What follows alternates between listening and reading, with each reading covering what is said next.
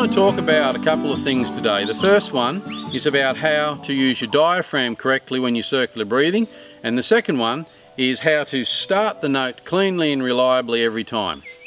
So to use the diaphragm correctly, one way to do this is to imagine that you're pushing a bag of air, a plastic bag, in and out with your hands.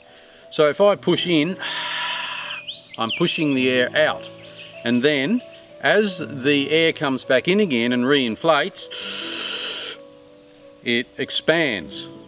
Push out, expand. One way to do this and to know whether you're doing it correctly or not is to stand in front of a mirror and to watch your shoulders. If I'm breathing here so that my chest is inflating, my shoulders move. But when I breathe correctly with my diaphragm,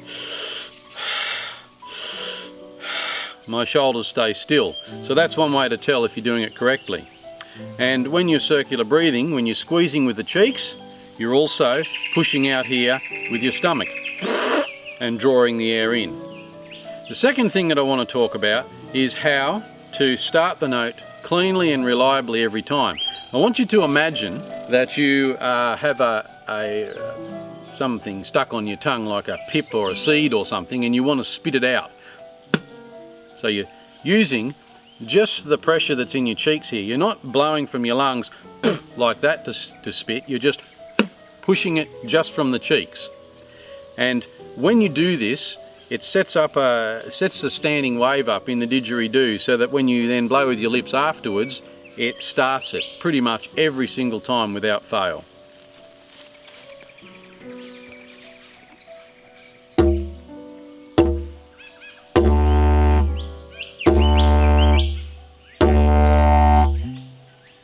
Like that. The other thing you can do with that sound is that you can start to create rhythms, which we'll talk about later on down the track.